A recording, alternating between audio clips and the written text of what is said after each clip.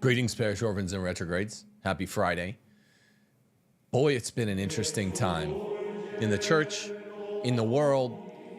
So much is going on. The microscopic reflects the macroscopic more at this time in history than any other time, I think. And by that I mean, if you look at what's going on in your life, there seems to be a microcosmic reflection of what's happening writ large. One white pill that expresses the same point is that yesterday and the day before I was in South Louisiana. I had the great pleasure of being in South Louisiana for the first wedding that was pursuant to Return Us Matchmaking. In other words, this company that we rolled out last May/June, late May, early June, to match together faithful retrograde style Catholics, had its first wedding in under a year. I mean, with under a year of the company doing business, we're already producing better results returned by us. And it was just a beautiful thing in South Louisiana, TLM wedding. Amazing, amazing time. Two amazing individuals got married, and we have another engagement for, I think, fall. And we're expecting a couple more engagements. It's just beautiful to see that when the world is going to pot, people still want that sacrament, marriage, holy matrimony, that Jesus elevated to the dignity of a sacrament at the wedding feast of Cana, even though everyone, the feminists, the male feminists, the red pill, the climate and population control crowd who really run the world, are telling you don't get married, don't have kids. Smart folks naturally still want it. Dumb folks naturally still want it. I think that's evident by the fact that people are still getting together. They're finding a way to get together and do what's natural. So that's one aspect of the microscopic and the macroscopic. And that's why I missed the Wednesday show. I'll try to make it up with the show tomorrow. There's a lot that's been going on. And the big obvious happening that's meta-narrative to me is the fact that everyone's becoming Catholic. Not literally every one of your neighbors, not every one of my neighbors is becoming a Catholic in America. I live in Baptist country in Mississippi.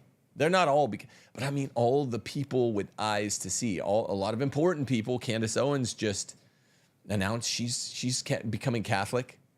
Russell Brand has been flirting with it, doing the rosary. Jordan Peterson has been flirting with it. His wife is Catholic. And everyone else. I'm not just this is not a show about the people who specifically have or are about to. It's about everyone knows there's something in the air.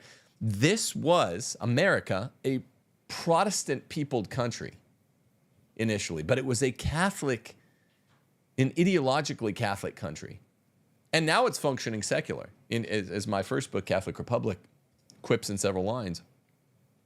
It was wired Catholic, labeled Protestant, and currently functioning secular. And then it got really secular, and at its nadir point, at the darkest point, which is kind of now, at its most secular juncture, America is seeing its leaders turn to Roman Catholicism for both the sacraments and the ideas. And I'm going to give you 5 reasons why the smart people are turning to Catholicism in today's show. First, I just want to say, a big aspect of Roman Catholicism is subsidiarity. And that's the way that culture and government are supposed to work. Local governance. This is a natural law precept, as Pius XI explains in Quadragesimo Anno from 1931. That means you need to be around people that you trust, and a res publica, a republic, is not a republic, neither is a monarchy, unless you're around people that are like you. You don't have to trust them intimately, but you have to at least trust that they have similar values to you. That means you have to have a res publica. That means you should not live in a blue state. if you're an American. You shouldn't, because that means that you don't share a res publica with the folks around you. That means get out of your blue state, get to a red state, go to realestateforlife.org before something frightful happens, because it is 2024, an election year. And if you go to realestateforlife.org, they'll help you in a very Catholic-friendly way, in a very Catholic-led and Catholic-inspired way, get out of your blue state, get to a red state. Today, go to www.realestateforlife.org. It couldn't be a more perfect expression of the macroscopic in the microscopic. Everyone's doing it, and you need to do it more than anything, not just to fit some trend, but because everyone's doing it for the right reason. You need to be with your family in the right place for you. It'll make you happier and healthier. Get out of a blue, get to a red today, realestateforlife.org. Also,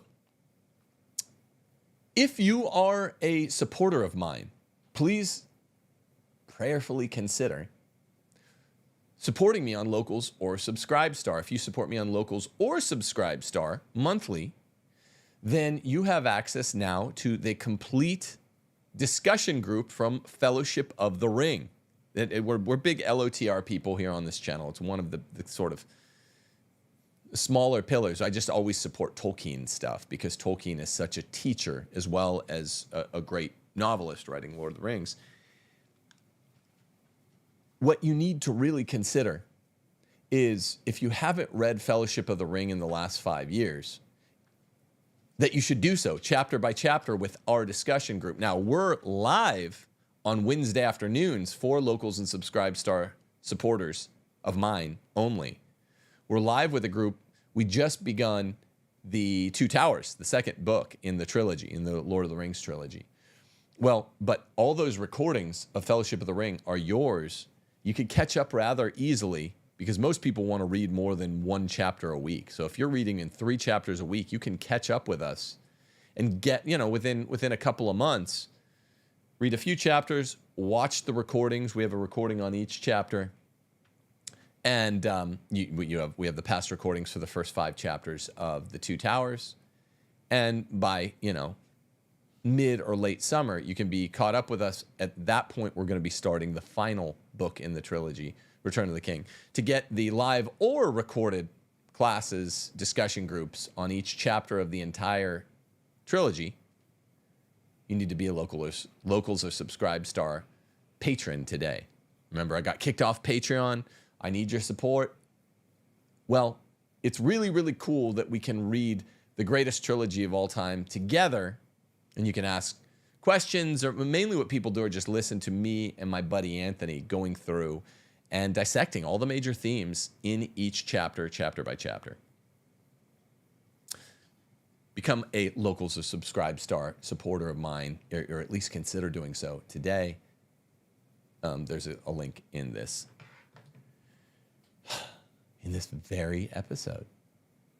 Now, I want to go through the 5 reasons that I thought about this a lot. Important, smart folks with eyes to see and ears to hear are becoming Catholic. There are 5 of them. With list shows, I don't often tell you what the 5 items are ahead of time. I think it's worth doing today. The first reason that folks who have eyes to see are becoming Catholic is because it is the only worldview under the sun that truly instantiates, truly expresses and participates in patriarchy through papacy. Patriarchy through papacy. That's number 1. To have true patriarchy, you need the papacy. Number 2, Pope Francis, quite arguably the worst pope of all time, number 266, shows something. This is point number 2. Francis is why people are converting. He's the rule-proving exception. Most popes are good. Some popes are greats and are actually canonized. The church actually guarantees they went to heaven, they were so good, they're associated with miracles, and they actually are canonized. Francis is arguably the worst pope of all time. I'm quite convinced of it. Why would folks convert under the reign of the worst pope of all time? I'll explain why. His papacy shows it rather clearly that he is the rule-proving exception. He proves the need for patriarchy through papacy, number one, by seeing that the worst of all time still is requisite. Even the worst is better than none at all. There's a little more to it. Number three, honest, smart folks are converting to Catholicism because there is only one resistor to the New World Order, and that is real hierarchy. Real hierarchy. Solovyov, the Russian mystic, makes a point about a father and his sons who are brothers that I just can't be overstated. And this is usually constitutive of a reason not to go Eastern Orthodoxy, but instead Catholicism. Even though we have our unique problems, they have their unique problems. Why Catholicism? We're going to talk about real hierarchy and Solovyov, the Russian mystic. Reason number 4, those who view intellectual history with any intellectual honesty at all, G.K. Chesterton often makes this point, must become Catholic. And I mean people that are either Protestant or sort of very secularized Protestant, which is what most people receive in America. Intellectual history received with intellectual honesty is the corrective to soft or hard Protestantism. And number 5, this is sort of an appeal to authority. The intelligentsia itself in this country has always been Catholic, the right-wing intelligentsia that's not Straussian.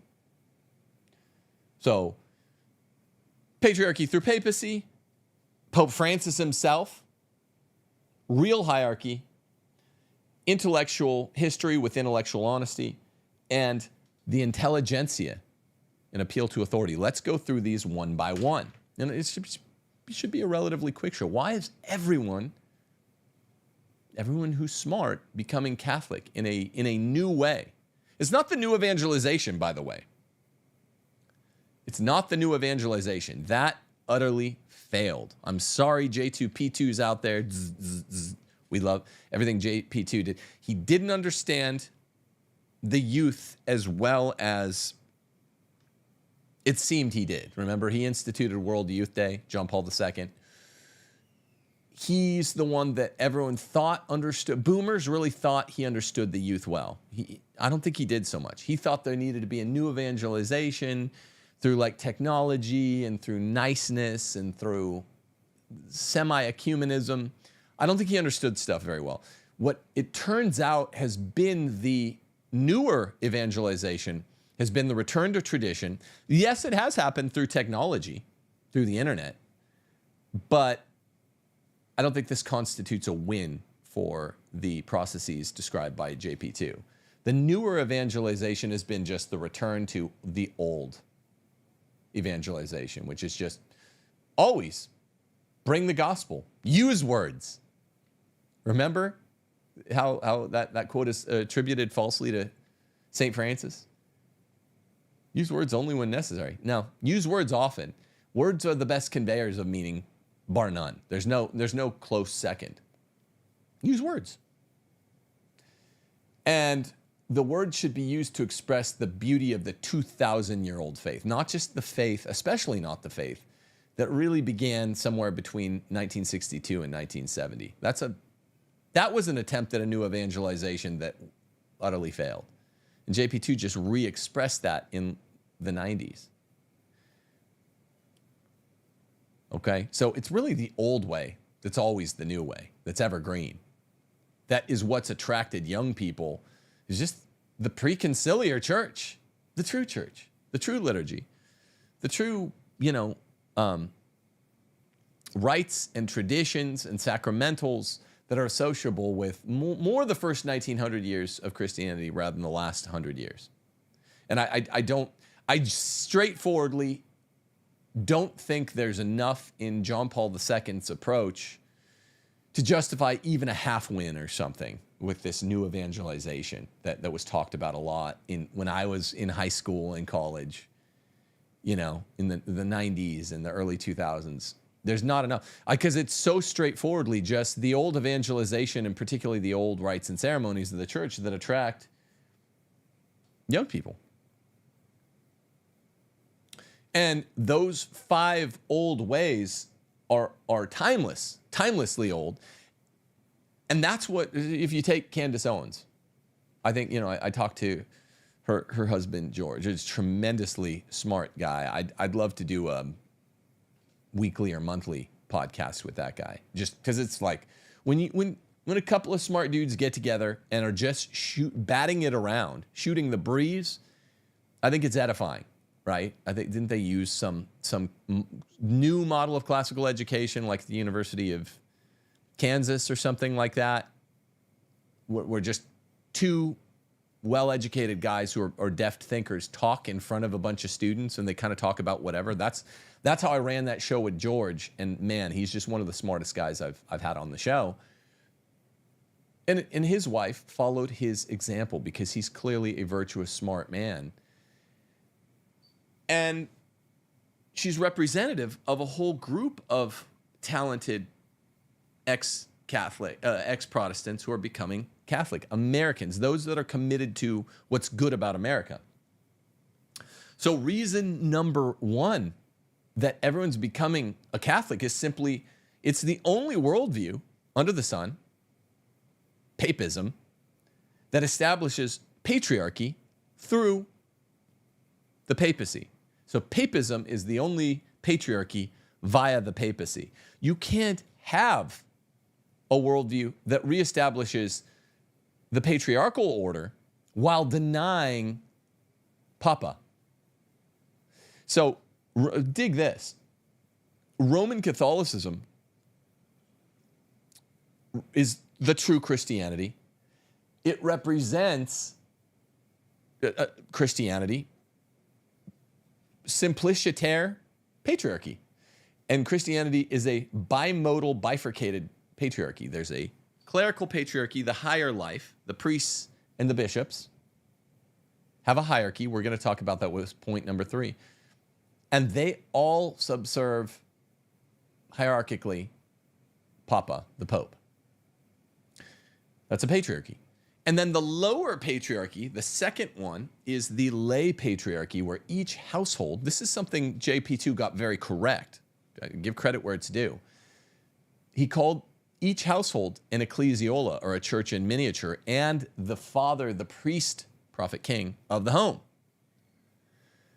So you get smart orthobros, and there are lots of smart ones and lots of manly ones, I like them, who understand that the father needs to be manly in the home, he needs to be in charge, and that lay patriarchy is correct. But it's an incomplete model if these orthobros, many of whom are my friends online, attempt to express a patriarchy that's not bimodal. Because then they go to church, and instead of looking at a clerical patriarchy that has a proper head, they're dealing with a headless patriarchy. Right? A snake without a head. I mean, that's a bad image because the snake is Luciferian. It's so horrible. But instead, they're looking at, it doesn't work. You need the bimodal patriarchy, a lay patriarchy full of celibate men, non-celibate men, they're getting some of their talking points, if they're not all students of theology, from the pulpit, from a celibate patriarchy that goes all the way to the top, to Papa. Goes all the way to Papa.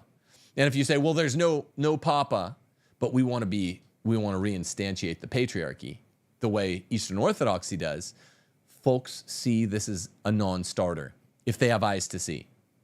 Patriarchy requires the papacy, the living vicar of Christ on earth.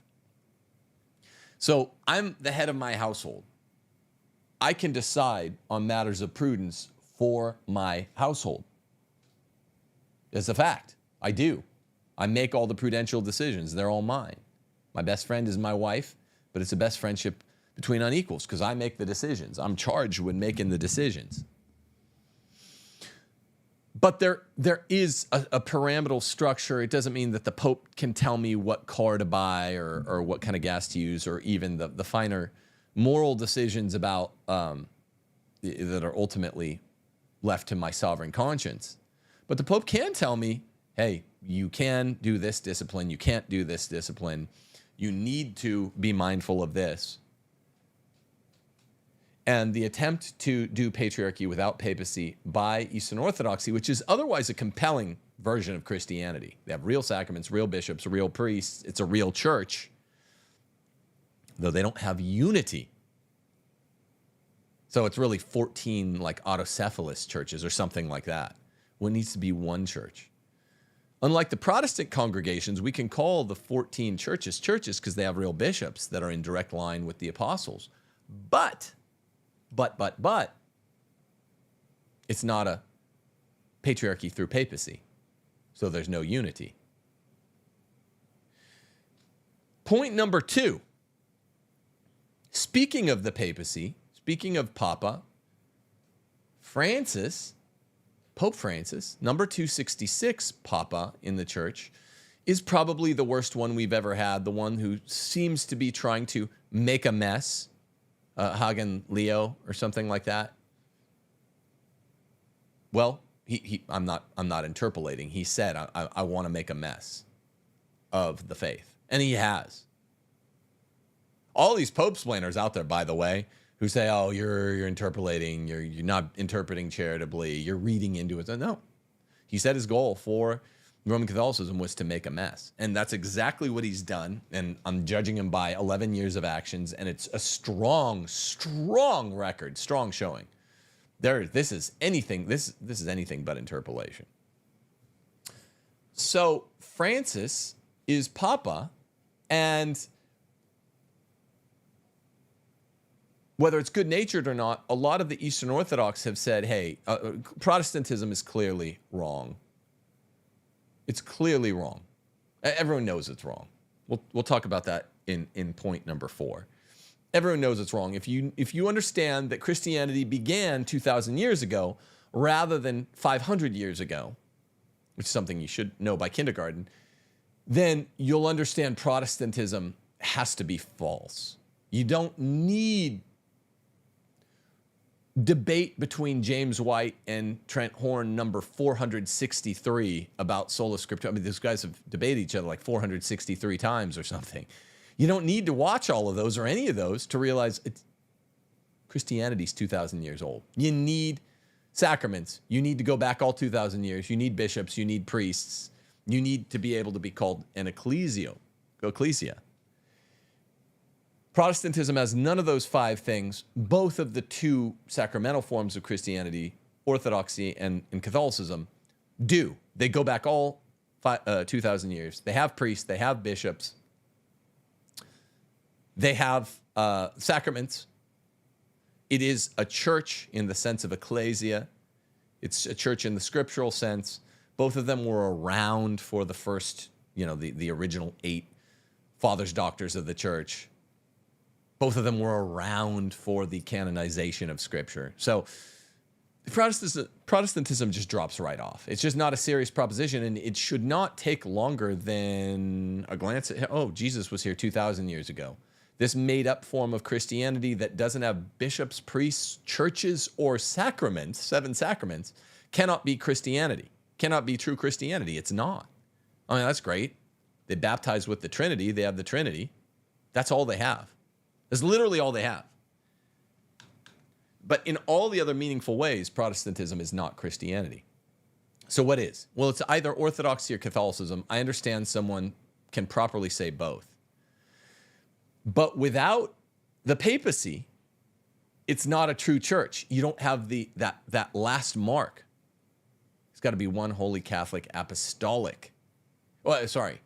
It's got to be one. It doesn't have the first mark of the church. You don't have the unity of the church that Orthodoxy arguably has, holy because of the sacraments, Catholic because it's worldwide in some sense, apostolic because the bishops go back to the apostles. But they don't have the visible sign of unity in patriarchy that I talked about in number 1. And so I think a lot of the ortho bros, who are mostly nice guys, have gleefully figured over the last 11 years that Francis's catastrophic Hagen Leo papacy, make a mess, will mean a bunch of otherwise would-be Catholic converts will go to Orthodoxy instead, and maybe some Catholics will drop off too. That's happened some. But all the smart people with eyes to see are like, no, no, no, no, no. Francis himself proves the papacy, because even the worst guy who has access to the nuclear button, if he really wants to make a mess, all he has to do is press the nuclear button. And Francis himself, with no goalie, can't press that button, with nothing to stop him, aside from the Holy Spirit, cannot obliterate the church, even assuming, as I do much of the time, that's why he's there, that's why the Sankt Gallen Mafia emplaced Francis. He can't, even if he tries his best, just press that red button to implode the church. That's because there's a charism of the papacy. It can't implode the church even under its worst and most toxic iteration, Pope Francis I, Pope number 266, assuming he's Pope. I do think there are reasonable doubts that he could be, but I'm gonna assume, as I always do, until I hear otherwise by the church, that he's not. I think he's a very good candidate for anti-pope, but I just don't think this is that interesting a question with the Francis is an anti-pope people. I'm like, I think you might be right. Let's wait and see, and let's proceed as if he's pope for right now. It's up to the cardinals. But the point is that let's assume he's pope. He proves it. And if he is not, if he turns out to be an anti-pope, pick the worst pope that didn't turn out to be an anti-pope of the previous 265 and pick him instead of Francis. The worst popes prove, what was John the 15th really bad? Some of the Borgias, they're really bad. And the papacy is still necessary. An awful father is better than none at all in this sense. That's not always true biologically, but ecclesially, I think it's always true. Francis proves. I mean, the proof is as simple as, and I think someone like Candace has seen, it's as simple as, wow, Catholicism must be the true Christianity if it's the only one that articulates a papacy. The papacy, throughout 2,000 years, will have really saintly good versions, will have some medium good versions, and it'll have some really bad guys. And the bad guys can't destroy Christianity, can't destroy the papacy via the papacy. That must mean the papacy is real. It's protected. It's a charism of protection that is operative even when the Pope doesn't want to cooperate with the protection but wants to rebel against that charism of protection. That's convincing stuff. And that's point number 2. Francis shows the papacy is real, even as he's the worst iteration of it yet. That's point number 2. I think someone smart like Candace Owens, Jordan Peterson, have eyes to see that. Point number 3 is simple once you wrap your head around points number 1 and 2. Point number 3 is real hierarchy. There needs to be a real hierarchy. You can't say patriarchy through the papacy, number 1, or even the worst papas show the papacy is true, number 2, unless there is first this principle, the principle of real hierarchy, which is what is needed for an institution to be true. There needs to be a real hierarchy to it. The Freemasons and the New World Order people in the WEF in our day, they have wanted to destroy for the last 150 years or so. Think of Blessed Karl, right? Wasn't he warned, you're all gonna be deposed? No real hierarchy will continue to stand by the middle 20th century. Aside from the pontificate in the Roman Catholic Church, that's the one hierarchy that still exists. You need a real hierarchy. Everything is ordered like a pyramidal hierarchy. And again, this kind of comes back to a pope point, even though it's not specifically a papal point. Soloviev, the Russian mystic who was an Eastern Orthodox, said, I think he told this to Dostoevsky, I'm becoming Catholic, even though you hate him, Fyodor. You're a Russian Orthodox.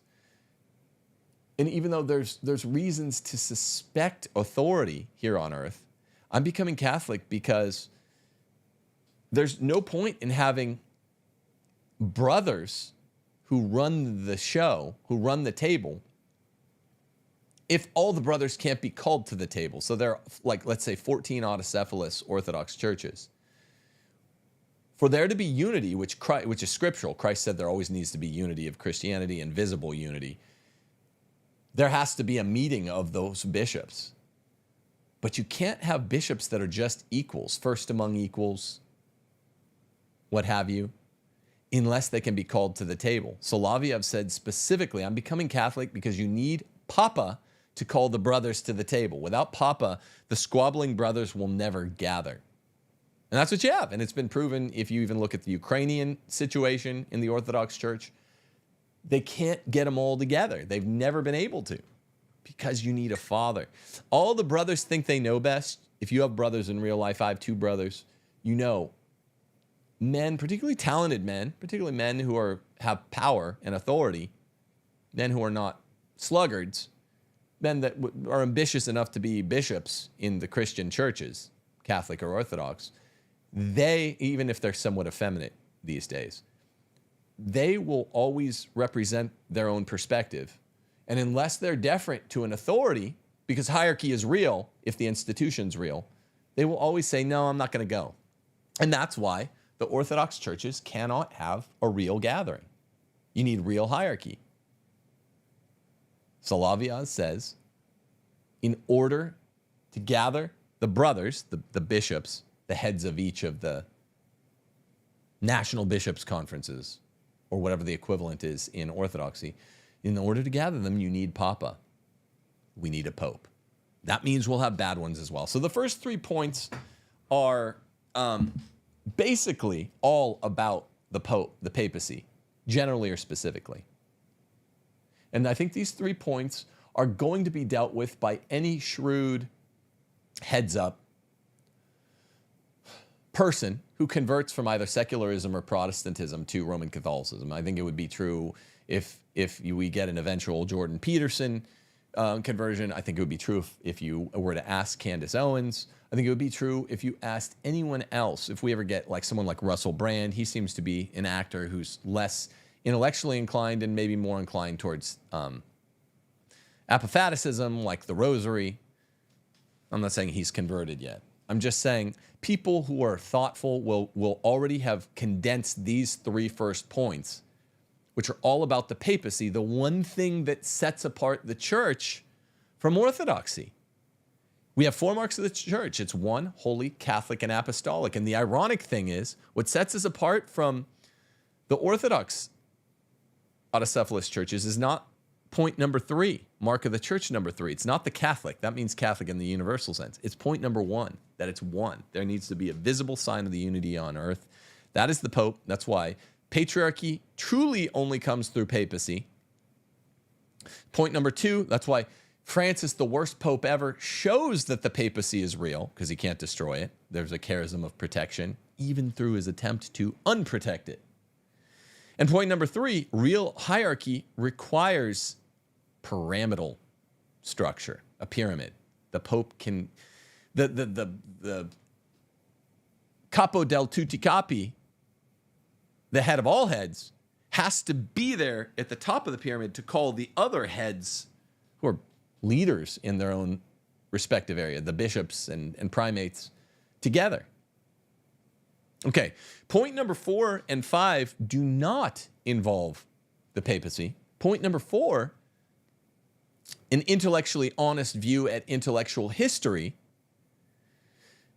involves just an overview, a meta view of the last 2,000 years. An intellectually honest view of intellectual history means you understand what I call a real understanding of European history.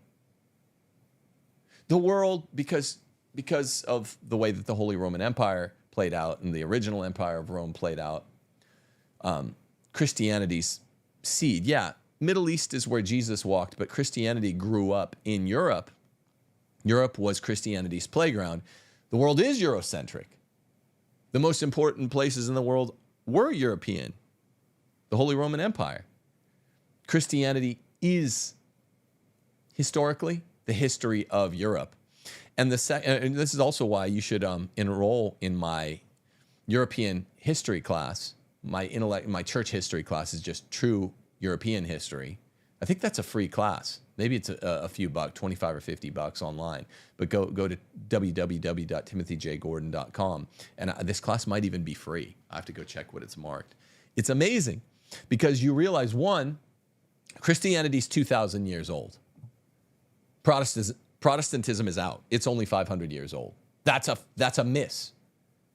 You don't need to watch Trent Horn and James White debate 500 times. That's ridiculous. It's a waste of your time. It's 2,000 years old, so it's at least got to be Catholicism or Orthodoxy. By looking at the intellectual history, you also see, oh, wow, something like even the 200s and 300s, you have popes expressing universal jurisdiction. Even I think before the year 200. The apostles were celebrating the Eucharist in a mass. That's Catholic. I guess Orthodox would say, well, we had that too. But the Pope exercising universal jurisdiction in like the fourth papacy, fourth pontificate ever. Well, that's an intellectually honest view of intellectual history that expresses something undeniable. The Pope has a universal jurisdiction, and he needs to. Another way that looking at the last 2,000 years will convince you to be Catholic is by looking at Pope Benedict XVI's Regensburg Address that he gave on September the 12th, 2006.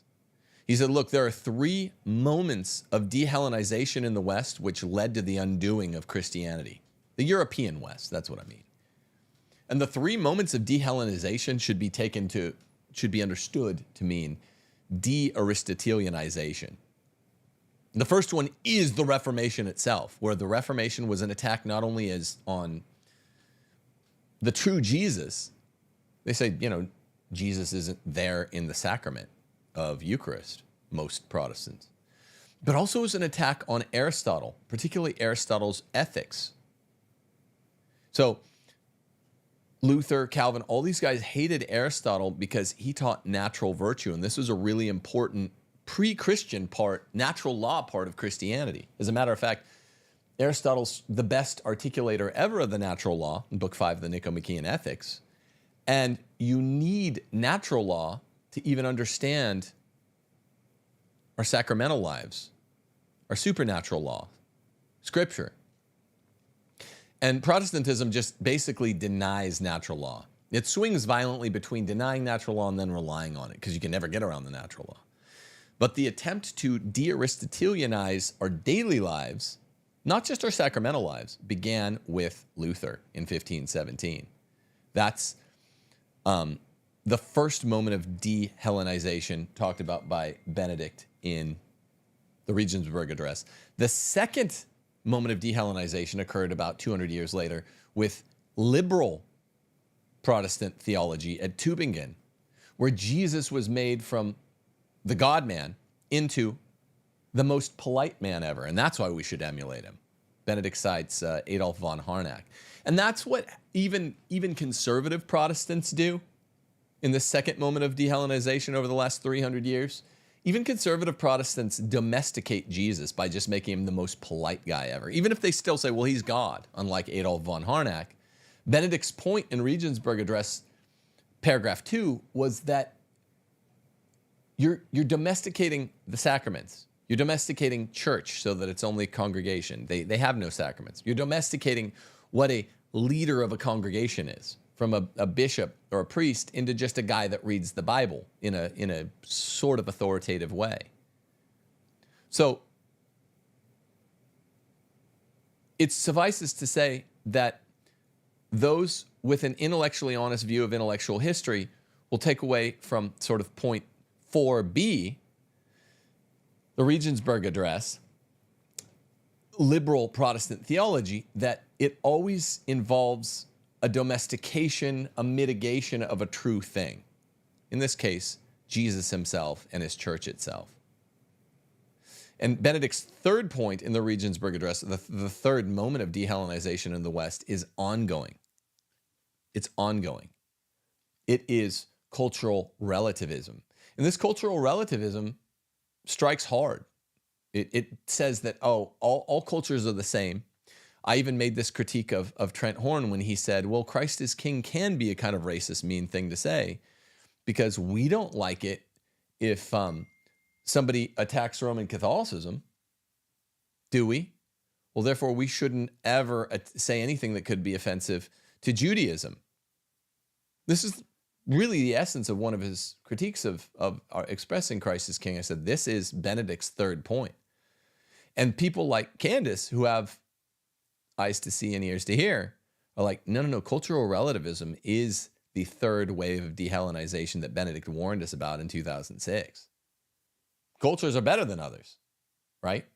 Christian culture, particularly Catholic Christian culture, is impervious to the criticisms of, say, Jewish culture. Okay, and people like Mrs. Owens, who was the speaker of Christ is King, about which Trent Horn was saying this, are attracted to the natural medicine of having a Hellenized culture, and there's only one truly Aristotelianized, Hellenized version of Christianity, and that's Roman Catholicism. So an intellectually honest view of the intellectual history of the last 2,000 years, and if we're talking about Aristotle, we're even talking about 300 years before Jesus came, it's kind of readier of the way in a pagan way. Then we're talking about really 2,300 years of intellectual history that must make one Catholic. Christian Aristotelianism precludes not only Protestantism, who hated Aristotle, the Protestants hate Aristotle, but also Eastern Orthodoxy, which is ironic because Eastern Orthodoxy is like Greek Christianity, and Aristotle was Greek.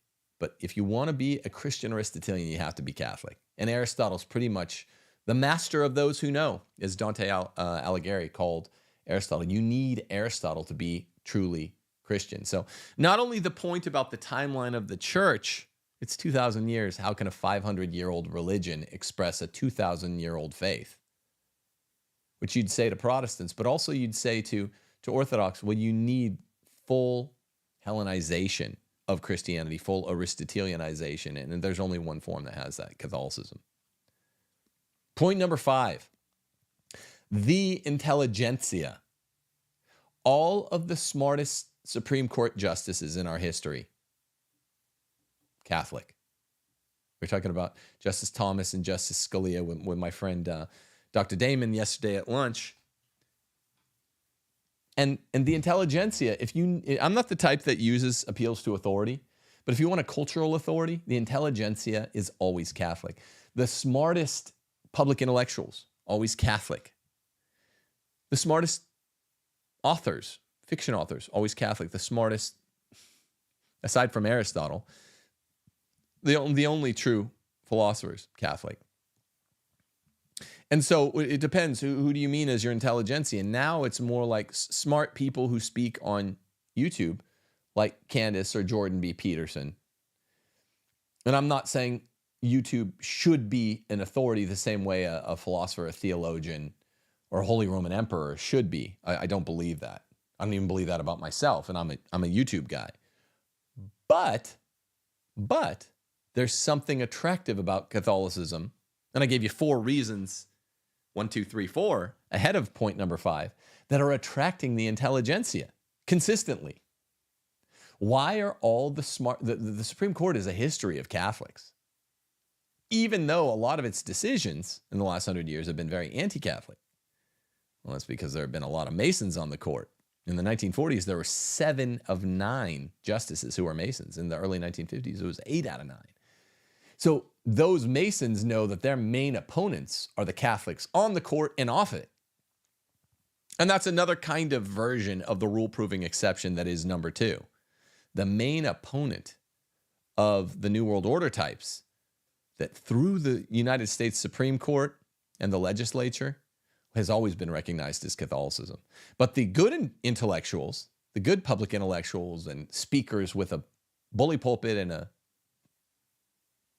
loudspeaker have always been Catholic in this country, and they're especially becoming Catholic now. So I know 5 is a little bit like saying, well, more people are becoming Catholic because they see more intelligentsia becoming Catholic. Well, that's true. That's what we call momentum. The intelligentsia is Catholic because they're good at discerning. So, if you're wondering why so many of your favorite speakers are at least considering Catholicism, whether they end up converting or not, environmental factors can always pop up and keep them from it. I'm giving you the reasons. These are 5 reasons that are attracting them. And wait until you hear some feedback from some of the people who are like, oh yeah, I didn't go and poll them. I'm just telling you, I'm a watcher. This is what it is about the faith that they can't get in Protestantism. You can't get patriarchy through papacy in Protestantism. You don't even have bad popes like Francis in Protestantism. You don't have real hierarchy in Protestantism.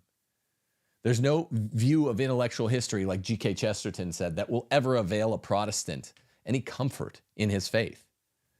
Even the most cursory view of intellectual history is like, oh, 2,000 years of Christianity? I thought it was 500. Didn't Jesus walk for the first time in 1517? No, 1,500 years before that. So like G.K. Chesterton said, to read history is to not become Protestant. And number 5, intelligentsia. That all means you're not going to be Protestant. It means you're not even going to become Orthodox, though it's a closer call. You're going to become Catholic, and that's what you're seeing. And that tells me a lot of things at once. I won't surmise too much here in closing. But it's very interesting that Catholicism is being given such a kind of bully pulpit in America, the place that is wired Catholic. Go read Catholic Republic if you haven't, my first book. Labeled Protestant for a long time, and now it's basically functioning as secular. That's very interesting, isn't it?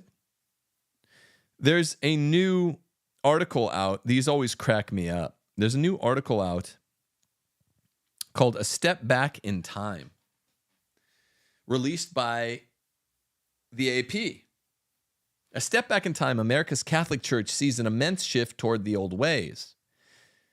The opening paragraph goes like this. It was the music that changed first, or maybe that's just when many people at the pale brick Catholic Church in the quiet Wisconsin neighborhood finally began to realize what was happening. The choir director, a fixture at St. Maria Goretti for nearly 40 years, was suddenly gone. Contemporary hymns were replaced by music rooted in medieval Europe. So much was changing. Sermons were focusing more on sin and confession. Priests were rarely seen without cassocks. Altar girls, for a time, were banned. At the parish elementary school, students began hearing about abortion and hell. It was like a step back in time, said one former parishioner, still so dazed by the tumultuous changes that began in 2021 with a new pastor that he only spoke on condition of anonymity. It's not just St. Maria Goretti. Across the U.S., the Catholic Church is undergoing an immense shift. Generations of Catholics who embraced the modernizing tide sparked in the 1960s by Vatican II are increasingly giving way to religious conservatives who believe the church has been twisted by change, with the promise of eternal salvation replaced by guitar masses, parish food pantries, and casual indifference to church doctrine. So the AP is on both sides of this. They don't like the tradition because the tradition is the true church. And so you see them mischaracterizing things like generations of Catholics who embraced the modernizing tide in the 60s. No generations embraced it. That was a top-down force. It was a forced out, and a bunch of people left, and the people that were left in the church hated it until they refound tradition. That's what happened.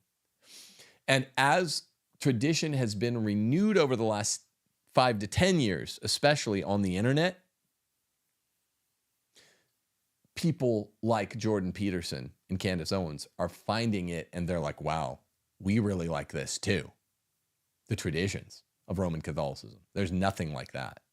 So the AP, of course, wants to make this sound weird the same way that Francis and his modernist cronies do. But smart conservatives love tradition, and they know it's inherently good, particularly traditions that go all the way back to Jesus. And this is a summary of all 5 reasons that I just named for you. That AP article was up just a couple of days ago. which is hilarious, right? It's hilarious when they notice what's going on in the church. This is up on April 30th, 3 days ago. This is the time to come home. Come home to Roman Catholicism, people. You've heard me say so much about this Pope that's critical. Even maybe it wouldn't shock me if he turned out to be declared an anti-Pope. It doesn't matter. That's the ultimate truth, that people that are converting to Roman Catholicism under the worst pontificate ever slowly come to, and I think it's the last barrier to fall. The Pope's job is there just to guard tradition. Traditionis custodes. The popes are the traditionis custodes, custodians of tradition. See? And if they do their job badly, then it just means they didn't guard tradition. We want the faith that Jesus gave us. So of course it's going to be old. Of course we have a chronological bias toward the past. Once a conservative whose name implies that he cares more about the past than the present or future, once they see that, oh, I can be a Catholic even under Pope Francis. In fact, it's a proof text. Then they all convert. And that's what's happened. Deo gratias. How amazing. How amazing is that? What a great topic. What a white pill to do shows on. I'm proud. Proud to be a Catholic, even under the worst Pope ever. And you should be too. God bless you all, parish orphans and retrogrades. Spread the gospel using words. Words are always necessary, almost always necessary. Deus Vult, bring 3 people into the church in 2024. It's happening. God bless you in Deus Vult.